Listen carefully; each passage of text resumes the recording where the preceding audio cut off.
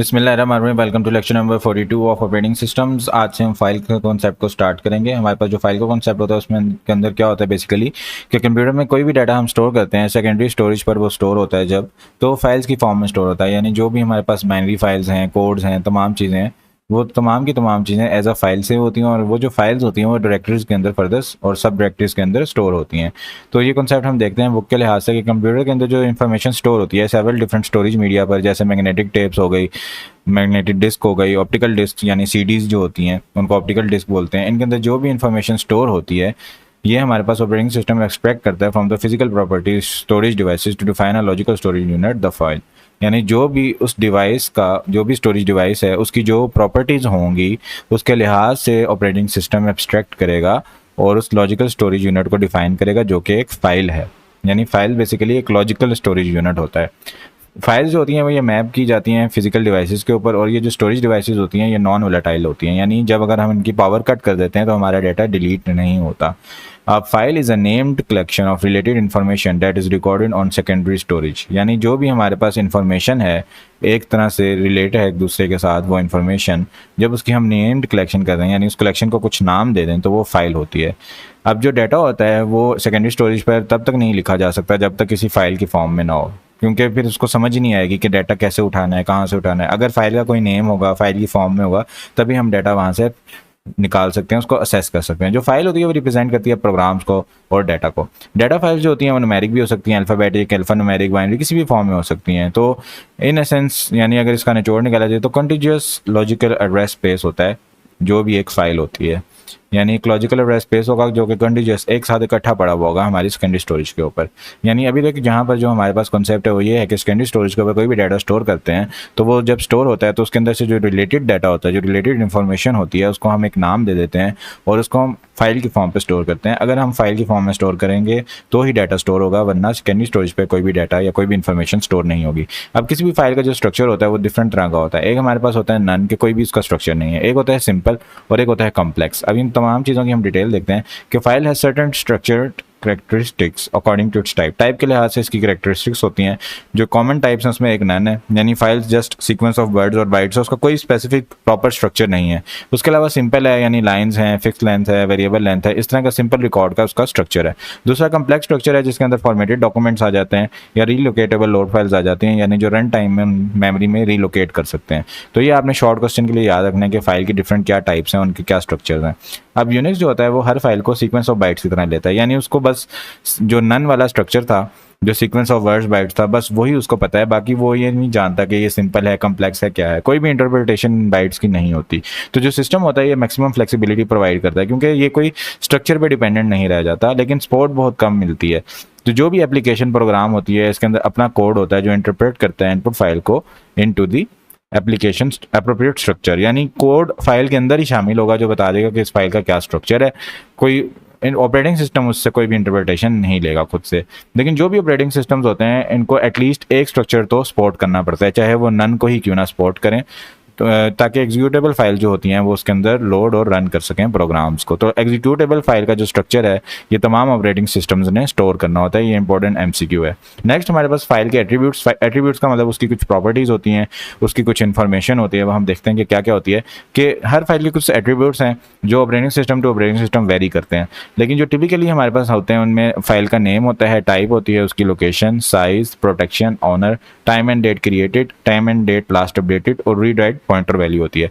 Name का मतलब जो भी फाइल का नाम है, टाइप का मतलब कि वो किस टाइप की फाइल है, लोकेशन का मतलब कि वो कहाँ पड़ी हुई है, साइज का मतलब उसका साइज कितना है, प्रोटेक्शन का मतलब कि वो किस किस को उसकी असेस हुआ है, कौन कौन उसको ओपन कर सकता है, टाइम एंड डेट क्रिएटेड यानी कब वो क्रिएट हुई थी, उसका टाइम क्या था और उसकी डेट क्या थी, उसको लास्ट कब चेंज किया था, मॉडिफाई किया था, अपडेट किया था, उसका क्या टाइम था, उसकी क्या डेट थी, और उसकी जो पॉइंटर वैल्यू क्या है रीड और राइट की, यानी जब रीड या राइट किया जाएगा तो फाइल में किस जगह रीड या राइट किया जाएगा, ये तमाम चीज़ें होती हैं। तो नेम जो होता है वो सिंबॉलिक फाइल नेम होता है, जो इन्फॉर्मेशन होती है जो कि सिर्फ ऐसी इन्फॉर्मेशन है जो ह्यूमन रीडेबल फॉर्म के अंदर है।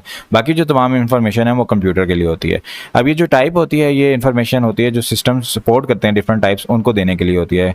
उसके अलावा जो लोकेशन होती है वो पॉइंटर होता है डिवाइस में जो फाइल है ये उस डिवाइस में किस जगह पर पड़ी हुई है। जो साइज़ होता है फाइल का वो बाइट्स में होता है, वर्ड्स में होता है, ये ब्लॉक्स की फॉर्म में होता है। और मैक्सिमम अलाउड साइज़ जो होता है ये एट्रीब्यूट के अंदर भी इंक्लूड कर दिया जाता है कि मैक्सिमम अलाउड साइज़ कितना होगा। और जो प्रोटेक्शन होती है यानी एक्सेस कंट्रोल इन्फॉर्मेशन, कौन सा यूज़र उसके अंदर क्या कर सकता है, कौन रीड कर सकता है, कौन राइट कर सकता है। टाइम एंड डेट जो होती है कब क्रिएट किया गया था, ये यूज़फुल होता है सिक्योरिटी प्रोटेक्शन और यूजेज मॉनिटरिंग के लिए। इसी तरह अपडेट किया गया या क्रिएट किया गया, दोनों इन्फॉर्मेशन हमारे पास ज़रूरी होती हैं सिक्योरिटी प्रोटेक्शन और यूजेज मॉनिटरिंग के लिए। उसके बाद हमारे पास जो एट्रीब्यूट हैं ये कहाँ स्टोर किए जाते हैं, हमारे पास डिफरेंट ऑपरेटिंग सिस्टम्स होते हैं। अगर हम डॉस और विंडोज़ को देखें तो हमारे पास डायरेक्टरी एंट्रीज होती हैं, उनके अंदर स्टोर किया जाता है। जैसे यहाँ पर आप देख सकते हैं कि जो डॉस और विंडो है इसके लिए एक डायरेक्टरी एंट्री हुई हुई है, उसके अंदर फाइल का नेम है और तमाम एट्रीब्यूट्स हैं, डेट हो गया, उसकी टाइप होगी और जो भी उसकी तमाम चीज़ें हैं। लेकिन जो यूनिक्स है इसके अंदर क्या होता है कि फाइल नेम होता है और साथ में इनोड नंबर होता है, और फिर आगे इनोड नंबर बता रहा होता है इनोड टेबल के अंदर एंट्री, और वहाँ पर तमाम डिटेल्स पड़ी होती हैं। तो अगर हम देखें विंडोज़ में टेबल के अंदर ही डायरेक्टरी एंट्री है, जबकि यूनिक्स के अंदर टेबल में सिर्फ इनोड नंबर गिवन है, बाकी डिटेल गिवन नहीं होती। तो यही चीज़ यहाँ पे लिखी हुई है कि फाइल के जो एट्रीब्यूट्स होते हैं ये डायरेक्टरी स्ट्रक्चर के अंदर स्टोर किए जाते हैं, जो कि डायरेक्टरी एंट्री होती है for a file in DOS और विंडोज़, और या फिर एक सेपरेट डाटा स्ट्रक्चर में स्टोर कर दिए जाते हैं। जबकि यूनिक्स के अंदर ये जो स्ट्रक्चर होता है इसको इनोड कहते हैं फॉर द फाइल। और उसके बाद हमारे पास जो डायरेक्टरी एंट्री होती है ये क्या होती है कि जो भी फाइल होगी वो अपनी डायरेक्टरी में इसकी डायरेक्टरी एंट्री से रिप्रेजेंट की जाएगी, यानी जो उसकी डायरेक्टरी एंट्री होगी वो उस फाइल के बारे में डिटेल्स बता रही होगी और वो डायरेक्टरी के अंदर स्टोर की जाती है। जो कंटेंट्स ऑफ डायरेक्टरी एंट्री के होते हैं ये सिस्टम वेरी करते हैं। फॉर एग्जाम्पल जो डॉस और विंडोज़ होता है उसके अंदर डायरेक्टरी एंट्री के अंदर फाइल नेम और उसके तमाम एट्रीब्यूट्स होते हैं, जबकि यूनिक्स के अंदर डायरेक्टरी एंट्री के अंदर सिर्फ फाइल नेम होता है और इनोड नंबर होता है। यानी ये जो चीज़ है इसको भी डायरेक्टरी एंट्री बोलते हैं, ये जो चीज़ है इसको भी डायरेक्टरी एंट्री बोलते हैं। इसके अंदर लेकिन तमाम एट्रीब्यूट्स होते हैं, इसके अंदर सिर्फ इनोड नंबर गिवन होता है। जो नेम होता है वो अप टू 255 कैरेक्टर्स के अंदर यूनिक्स कंप्लाइंट सिस्टम में स्टोर किया जा सकता है। ये इंपॉर्टेंट एमसीक्यू है कि नेम कितनी लेंथ का हो सकता है। इनोड नंबर जो होता है ये यूज़ किया जाता है फाइल्स के इनोड को असेस करने के लिए, फिर वहाँ पर तमाम इनोड की डिटेल्स मिल जाती हैं। ये जो डायग्राम्स हैं ये शो कर रही हैं डायरेक्टरी एंट्रीज जो हम पहले देख चुके हैं। अब फाइल के जो भी ऑपरेशन होते हैं वो हम परफॉर्म कर सकते हैं, उनको हम देखते हैं। Various operations can be performed on files. कुछ कॉमनली स्पॉटेड ऑपरेशंस यहाँ पर गिवन है और पैरेंथेसिस में यानी जो ब्रैकेट्स हैं उनके अंदर यूनिक्स से रिलेटेड जो उनकी कमांड है वो यहाँ पर लिखी हुई हैं, या जो कॉल्स हैं वो लिखी हुई हैं। तो सबसे पहले हमारे पास देखें ओवरऑल हमारे पास क्रिएट का एक फंक्शन होता है जिसे हम फाइल को क्रिएट कर लेते हैं। फाइल को क्रिएट करने के बाद डायरेक्टरी में उसकी एंट्री कर देते हैं। दूसरा ये कि ओपन का होता है, ओपन में हम सिर्फ फाइल को ओपन कर लेते हैं, यानी हम उससे रीड नहीं करते, सिर्फ अभी उसको ओपन करते हैं और हमारा एक टेबल होता है ओपन फाइल टेबल, उसके अंदर वो स्टोर कर देते हैं फाइल कि ये ओपन हो चुकी है। फिर राइट जो होता है वो राइट करने के लिए होता है, कुछ भी हमने फाइल में राइट करना होता है और उसके अंदर एक पॉइंटर होता है जो बता रहा होता है कि किस जगह फाइल में राइट किया जाएगा। फिर रीड होता है, रीड बेसिकली ओपन टेबल के अंदर जो फाइल ओपन हुई होती है उसको रीड करने के लिए होता है। और उसके बाद यहाँ पर एल सीक होता है या reposition with in the file, कि जो हमारे पास करंट फाइल पोजीशन है उसको अगर हमने अपडेट करना हो। अनलिंक इसलिए होता है कि ओपन फाइल के अंदर ओपन फाइल टेबल के अंदर या किसी भी डायरेक्टरी एंट्री के अंदर अनलिंक अगर हम कर देंगे तो वो फाइल डिलीट हो जाएगी, क्योंकि उसकी वहाँ से एंट्री डिलीट हो जाएगी। उसके बाद हमारे पास अगर हमने ट्रंकेट करना हो, ट्रंकेट से मुराद ये कि फाइल का नेम और एट्रीब्यूट्स अवेलेबल है लेकिन उसके अंदर से तमाम डाटा डिलीट हो जाए, तो उसके लिए हम ट्रंकेट यूज़ करते हैं। और जो क्लोज होता है वो जो ओपन फाइल टेबल था उसके अंदर से अगर हमने फाइल को क्लोज करना हो तो हम क्लोज कर सकते हैं। तो ये ओवरऑल इसका समरी थी। अगर हम इसको बुक के लिहाज से देखें तो हमारे पास जो क्रिएट की कमांड है उसके अंदर CREAT यूनिक्स की इसकी कमांड होती है, इसके अंदर एंड पर ई नहीं आता। इसके अंदर दो स्टेप्स होते हैं। पहला स्टेप ये होता है कि हमने जगह तलाश करनी होती है कि स्पेस अवेलेबल है या नहीं फॉर द फाइल, और उसके बाद फिर हम एंट्री कर देते हैं न्यू फाइल की डायरेक्टरी के अंदर। डायरेक्टरी एंट्री उसकी आ जाती है, तमाम डिटेल्स आ जाती हैं। फिर ओपन की जो कमांड है उससे क्या होता है कि जो फाइल नेम होता है और वो सर्च किया जाता है डायरेक्टरी के अंदर और कॉपी कर ली जाती है डायरेक्टरी एंट्री को ओपन फाइल टेबल के अंदर। यानी डायरेक्टरी एंट्री वाला एक टेबल था जिसके अंदर तमाम डिटेल्स थी, अब एक और टेबल है जो सिस्टम मेंटेन कर रहा है ओपन फाइल टेबल के कौन कौन सी फाइल ओपन है, तो इसका डाटा यहाँ से इसमें कॉपी कर लिया जाता है कि ये फाइल ओपन है। तो ओपन सिस्टम कॉल जो होती है ये एक्सेप्ट करती है असेस मोड इन्फॉर्मेशन, यानी इसके अंदर फर्दर हम ये भी कॉल में इन्फॉर्मेशन दे सकते हैं कि इस फाइल को रीड ओनली ओपन करना है, रीड राइट के लिए ओपन करना है, राइट के लिए ओपन करना है, क्या करना है। तो उसके बाद हमारे पास जो पॉइंटर होता है फाइल एंट्री का वो ओपन फाइल टेबल के अंदर रिटर्न हो जाता है, यानी जो डायरेक्टरी एंट्री से डिटेल आती है यहाँ पर ओपन फाइल में और एक पॉइंटर रिटर्न हो जाता है जिससे हम तमाम काम कर सकते हैं। पॉइंटर यानी उस जो फाइल का एड्रेस हमें रिटर्न हो जाता है। उसके बाद हमारे पास जो राइट की कमांड होती है जो फाइल को राइट करने के लिए होती है, हम कोई भी सिस्टम कॉल करते हैं राइट की सिस्टम कॉल होती है, तो ये स्पेसिफाई करती है कि नेम ऑफ फाइल क्या है और क्या इन्फॉर्मेशन हमने राइट करनी है फाइल में, ठीक है, जो कि बफर से भी हम कर सकते हैं। तो हमारे पास अगर name of the file given हो और सिस्टम जो है वो डायरेक्टरी के लिए सर्च करेगा तो उसको लोकेशन ऑफ द फाइल मिल जाएगी। तो सिस्टम क्या करता है कि राइट पॉइंटर उस लोकेशन में रखता है जहां पर हमने नेक्स्ट राइट लिखना है, यानी एक राइट का पॉइंटर होगा, जिस जगह पर वो पड़ा होगा वहीं से हमारा जो तमाम डाटा है वो लिखना शुरू हो जाएगा। राइट पॉइंटर जो होता है वो अपडेट कर दिया जाता है जब राइट अकर, यानी पहले अगर फॉर एग्जांपल यहाँ पर पॉइंटर पड़ा था, अब यहाँ से लेकर हमने यहाँ तक सारा डाटा लिख दिया है तो अब राइट पॉइंटर यहाँ पर आ जाएगा अपडेट होकर। उसके बाद हमारे पास रीड की कमांड होती है कि हमने जब फाइल से रीड करना होता है सिस्टम कॉल रीड यूज़ करते हैं जिसके अंदर नेम ऑफ द फाइल होता है और जो next block of the memory है वो भी पॉइंटर होता है कि कहाँ से उसने रीड करना है। सिस्टम जो होता है इसको एक रीड पॉइंटर का रिकॉर्ड रखना पड़ता है कि कहाँ से फाइल को अभी नेक्स्ट रीड करना होगा। जब रीड हो जाता है तो रीड पॉइंटर जो होता है वो अपडेट कर दिया जाता है, जैसे राइट पॉइंटर अपडेट हुआ था। और जो गिवन प्रोसेस होता है वो बता देता है कि ये राइटिंग के लिए है या रीडिंग के लिए ऑन द फाइल। कुछ चीज़ें होती हैं जो एक साथ हो सकती हैं, कुछ नहीं हो सकती है। हमने प्रोसेस सिंक्रोनाइजेशन के अंदर डिटेल में पढ़ा था। हमारे पास जो करंट पॉइंट लोकेशन होती है इसको करंट फाइल पोजीशन पॉइंटर बोला जाता है। जो करंट फाइल पोजीशन पॉइंटर होता है ये करंट पोजीशन बता रहा होता है। ये इंपॉर्टेंट एमसीक्यू है। जो भी रीड और राइट के होते हैं वो इसी पॉइंटर को यूज़ कर रहे होते हैं। नेक्स्ट हमारे पास है रीपोजिशन इन द फाइल के पॉइंटर। फॉर एग्जाम्पल यहाँ पढ़ा था, मैं उसको यहाँ से उठा के यहाँ ले आऊँ कि यहाँ से अब चीज़ स्टार्ट करो, तो ये रीपोजिशनिंग होती है। तो इसके लिए हमारे पास एल की कमांड यूज होती है। जो भी डायरेक्टरी सर्च होगी फॉर अप्रोप्रिएट एंट्री और करंट फाइल पोजीशन हमारे पास गिवन वैल्यू पर आ जाएगी। जो हम यहाँ पर वैल्यू देंगे करंट वैल्यू पोजीशन अपडेट होकर उस जगह पर आ जाएगी जहाँ पर, यानी फॉर एग्जांपल मैंने इस जगह की वैल्यू दे दी है तो पॉइंटर यहाँ पर आ जाएगा, यहाँ से स्टार्ट हो जाएगा। इसको फाइल सीक भी बोला जाता है या फिर लेफ्ट सीक भी बोल सकते हैं।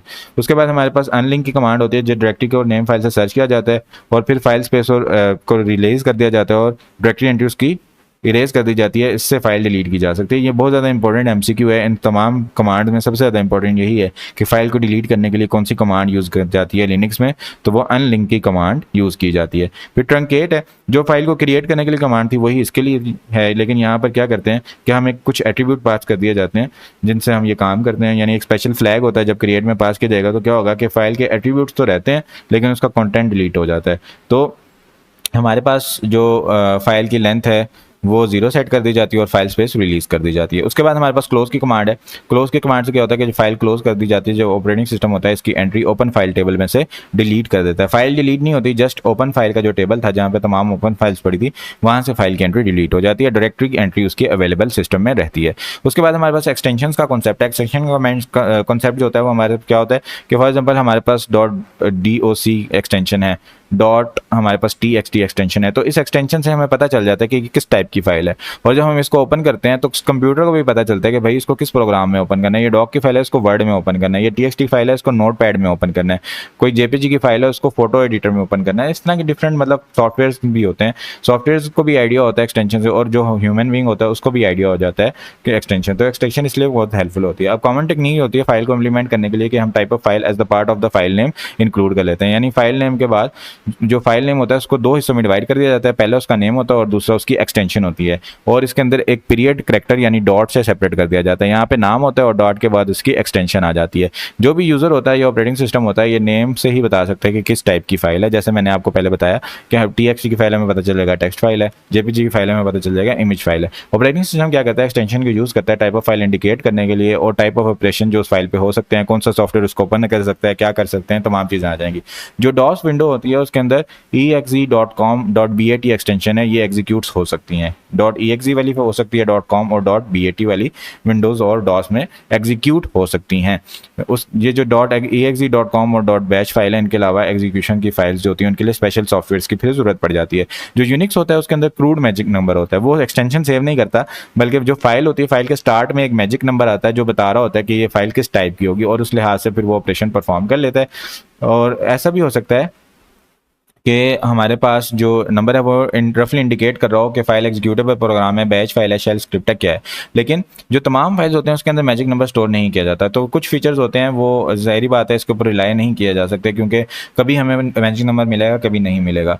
तो यूनिक्स के अंदर फाइल नेम एक्सटेंशन हिंट्स भी होते हैं, लेकिन ये जो एक्सटेंशंस होती हैं ये अनफोर्स या डिपेंडेंट ऑपरेटिंग सिस्टम इसके ऊपर नहीं होता। ये यूज़र के लिए होते हैं कि यूज़र ने अगर वो एक्सटेंशन वहाँ से देखनी है, टाइप ऑफ द कंटेंट्स देखने को देख ले, लेकिन ऑपरेटिंग सिस्टम जो होता है ये मैजिक नंबर पर ही रिलाई कर रहा होता है। एक्सटेंशन जो होती हैं ये इग्नोर भी की जा सकती हैं और यूज़ भी की जा सकती हैं बाय गिवन एप्लीकेशन। कोई हार्ड एंड फास्ट यूनिक्स के अंदर रूल नहीं होता। अब ये हमारे पास टेबल है जो कॉमन सपोर्टेड फाइल एक्सटेंशंस को बता रहा है। अगर हम यहाँ पे देखें तो हमारे पास जो exe.com bin इस तरह की जो फाइल्स हैं ये एग्जीक्यूटेबल फाइल्स होती हैं। जो obj या ऑब्जेक्ट फाइल्स होती हैं ये ऑब्जेक्ट फाइल्स इस तरह होती हैं। सोर्स कोड में C, जावा, C++ होता है, पैस होता है, ASM असेंबली लैंग्वेज होती है, ए बैच की फाइल्स में शेल की फाइल होती है, बैच की फाइल होती है, टेक्स्ट डॉक जो टेक्स्ट की फाइल्स होती हैं, WP टेक्स्ट डॉक RF ये वर्ड प्रोसेसर की फाइल्स होती हैं, lib SODLL MPEG MOV RM ये तमाम हमारे पास लाइब्रेरी की फाइल्स होती हैं। zip ये हमारे पास प्रिंट और व्यू के लिए या आर्काइव के लिए भी यूज़ हो रही होती हैं, जो हम जिप कर देते हैं फाइल को, इकट्ठा कंप्रेस कर देते हैं। MPG मूव और RM ये मल्टीमीडिया की फाइल्स होती हैं। ये इतना ज़्यादा इंपॉर्टेंट नहीं है अगर कोई इसमें से आया भी सही तो ये नाम से ऑब्वियस वाला ही आएगा कि जैसे फॉर एग्जांपल ये OBJ लिखा होगा कि ये कौन सी फाइल टाइप है, तो आपने बताना होगा कि ये ऑब्जेक्ट फाइल टाइप है। इसके अलावा आपको इसको रटा लगाने की जरूरत नहीं है। I don't know why it is highlighted so much. उसके बाद हमारे पास फाइल टाइप्स होती हैं यूनिक्स के अंदर। यूनिक्स जो है वो does not support 7 type of file. ये बहुत ज़्यादा इंपॉर्टेंट क्वेश्चन है फॉर लॉन्ग कि यूनिक्स के अंदर कौन कौन सी फाइल टाइप सपोर्ट नहीं की जाती। तो इसका जो आंसर है आपने सिर्फ हेडिंग्स यहाँ पर लिखनी होती हैं, लिस्ट करनी होती हैं। ऑर्डिनरी फाइल होती है, डायरेक्टरी होती है, block special file, character special file, link file, FIFO file और सॉकेट फाइल। तो इसके अंदर बाकी तमाम तो नाम से ऑब्वियस हो रहे हैं। जो ब्लॉक स्पेशल फाइल होती है ये उन डाटा इनपुट डिवाइसेस के लिए, डिवाइस ड्राइवर्स के लिए होती है जो ब्लॉक में डाटा रीड करते हैं, यानी इकट्ठा डाटा रीड करते हैं। जो करेक्टर स्पेशल फाइल्स होती हैं ये character special files character by character data को रीड करती हैं। तो ये आपने नेम याद रखने हैं। फिर भी मैं थोड़ी बहुत डिटेल इनकी आपको बता देता हूँ कि जो ऑर्डिनरी फाइल होती है ये हमारे पास सेकेंडरी स्टोरेज डिवाइस पर जो भी डाटा हमने स्टोर करना होता है उसके लिए यूज़ होती है, जैसे सोर्स प्रोग्राम्स, एग्जीक्यूटेबल प्रोग्राम्स। और जो फाइल होती है उसकी जो स्ट्रक्चर होता है वो नन होता है, ये जस्ट सीक्वेंस ऑफ बाइट्स या वर्ड्स होता है।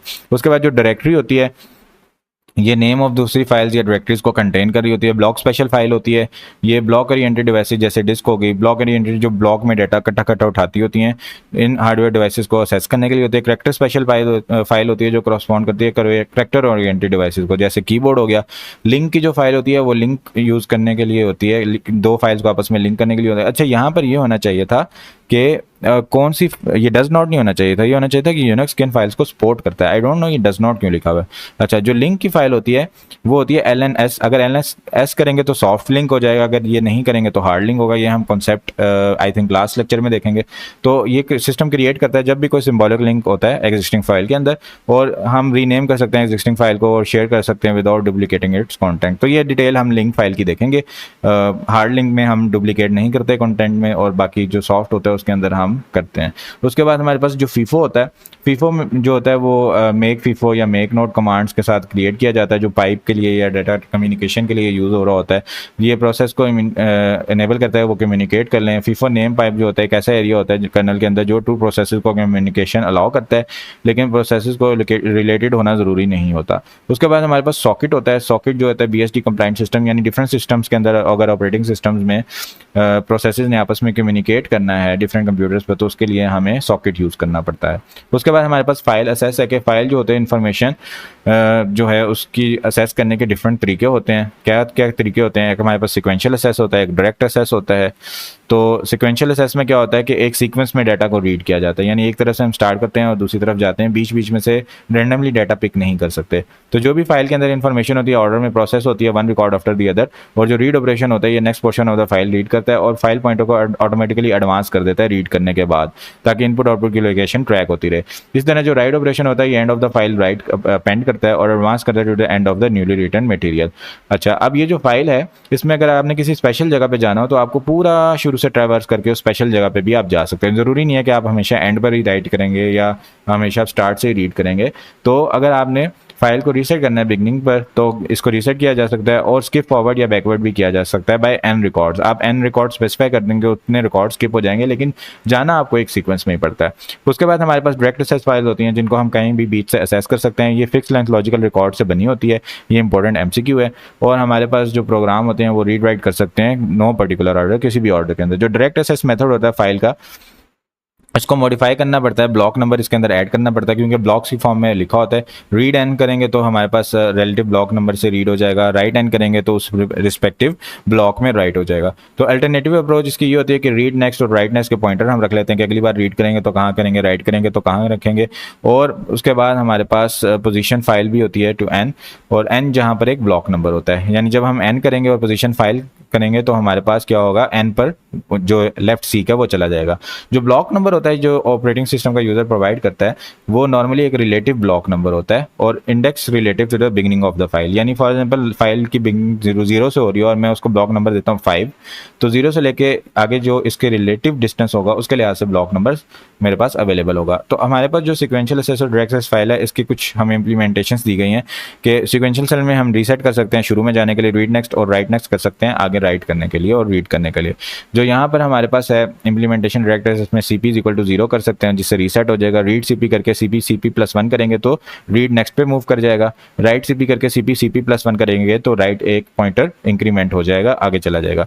इसके बाद हमारे पास डायरेक्टरी स्ट्रक्चर आ जाता है कि डायरेक्टरी किस स्ट्रक्चर में होती है। डायरेक्टरी होती क्या है, बेसिकली कलेक्शंस ऑफ डायरेक्टरी, मतलब एक फाइल्स होती हैं, उनका एक फोल्डर बना दिया जाता है। वो जो फोल्डर्स होते हैं वो फिर फर्दर और फोल्डर्स में रख दिए जाते हैं। तो ये ओवरऑल एक डायरेक्टरी स्ट्रक्चर होता है। कलेक्शन ऑफ डायरेक्टरी एंट्रीज अगर हम बोलें कंप्यूटर की ज़ुबान में, तो ये बेसिकली डायरेक्टरी स्ट्रक्चर होता है, ताकि हमारा जो डाटा है डिस्क पहले पार्टीशन में स्प्लिट कर दी जाती है और फिर पार्टीशन के अंदर इन्फॉर्मेशन होती है अबाउट द फाइल्स। ये जो इन्फॉर्मेशन होती है ये डिवाइस डायरेक्टरी में रखी जाती है या वॉल्यूम टेबल में रखी जाती है।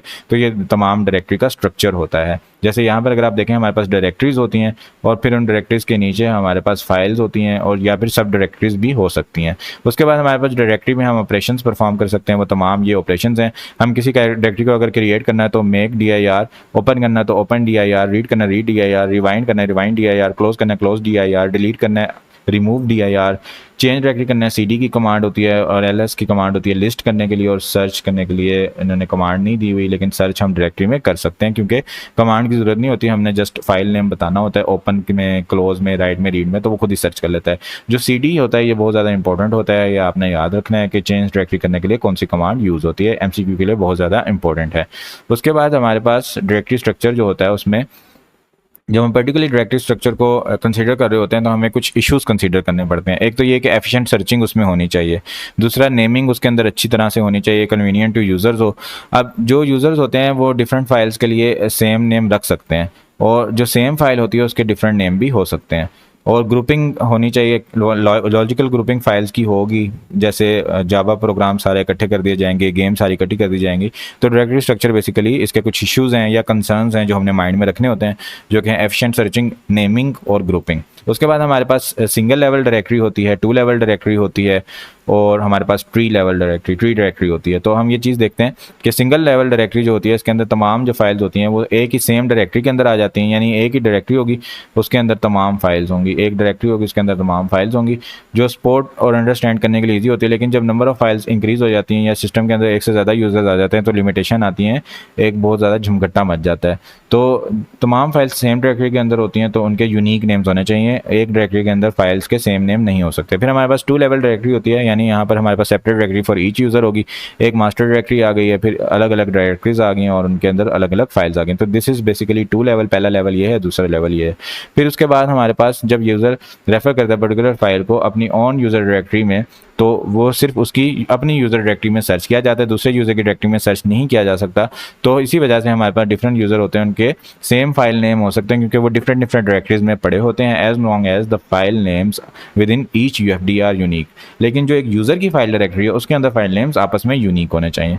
ये जो डायरेक्टरी स्ट्रक्चर होता है ये अलाउ करता है एफिशिएंट सर्चिंग, और ये जो स्ट्रक्चर होता है ये आइसोलेट कर देता है one user from the other, तो ग्रुपिंग कैपेबिलिटी इसके अंदर नहीं होती। उसके बाद हमारे पास ट्री स्ट्रक्चर आ जाता है। ट्री डायरेक्टरी स्ट्रक्चर में क्या होता है कि हर यूज़र का अपनी डायरेक्टरी मिल जाती है और फिर उसके अंदर भी फर्दर कंप्लीट डायरेक्टरी ट्री आ जाता है, यानी सब डायरेक्टरीज उसके अंदर आ जाती हैं। जैसे यहाँ पर अगर हम देखें एक रूट डायरेक्टरी है, फिर उसके आगे डायरेक्टरीज हैं, फिर उनके आगे फर्दर डायरेक्टरीज हैं, फिर उनके आगे फर्दर डायरेक्टरीज हैं, तो डायरेक्टरीज का बेसिकली ट्री बन जाता है। तो ट्री जो होता है इसके अंदर एक रूट डायरेक्टरी होती है, जो भी फाइल होगी सिस्टम के अंदर उसके अंदर यूनिक एक पाथ नेम होगा। पाथ नेम जो होता है बेसिकली पाथ होता है फ्रॉम द रूट। अब अगर हम एब्सोल्यूट पाथ लेते हैं तो हम बिल्कुल रूट से स्टार्ट करते हैं, लेकिन हम रिलेटिव पाथ लेते हैं तो जो करंट फोल्डर होता है उसके लिहाज से पाथ आ जाता है। तो तमाम जो सब डायरेक्टरी होती हैं उनसे होते हुए जो पाथ होता है एब्सोल्यूट वो स्पेसिफिक फाइल तक जाता है। जो भी डायरेक्टरी सब डायरेक्टरी होगी उसके अंदर सेट ऑफ फाइल्स होंगी या सब डायरेक्टरीज होंगी। नॉर्मल यूज़ में हर यूज़र जो होता है उसकी करंट डायरेक्टरी होती है। करंट डायरेक्टरी के अंदर मोस्ट ऑफ द फाइल्स होती हैं जो कि इस यूज़र के लिए बेसिकली होती हैं। जब भी किसी फाइल से रेफरेंस किया जाएगा तो करंट डायरेक्टरी सर्च की जाएगी, अगर उसने स्पेसिफिकली मेंशन नहीं किया रूट को फाइल के एड्रेस में या एब्सोल्यूट पाथ नहीं दिया।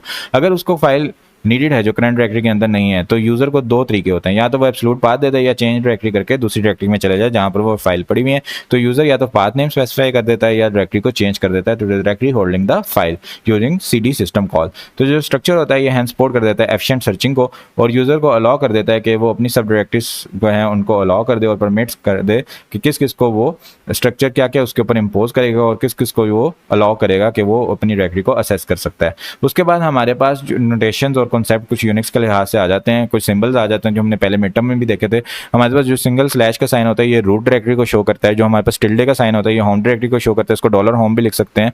और हमारे पास अगर CD करके डॉलर का साइन डालेंगे, ये टिल्डे का साइन डालेंगे तो हमारे पास होम डायरेक्टरी हो जाएगी। उसके बाद अगर हमने करंट डायरेक्टरी देखनी हो कौन सी है तो हम डॉट ऑपरेटर से कर सकते हैं, या PWD से हो सकता है, यानी प्रेजेंट वर्किंग डायरेक्टरी कौन सी है। Parent of the current directory करना हो तो डबल डॉट से आ जाता है। एब्सोल्यूट पाथ नेम क्या होता है कि इसके अंदर रूट डायरेक्टरी से स्टार्ट होता है और करंट फाइल तक का पूरा एड्रेस इसके अंदर बताया जाता है। और जो रिलेटिव पाथ नेम होता है उसके अंदर जस्ट पाथ नेम दे देते हैं और वो करंट फोल्डर या करंट डायरेक्टरी के अंदर पाथ नेम सर्च कर देता है।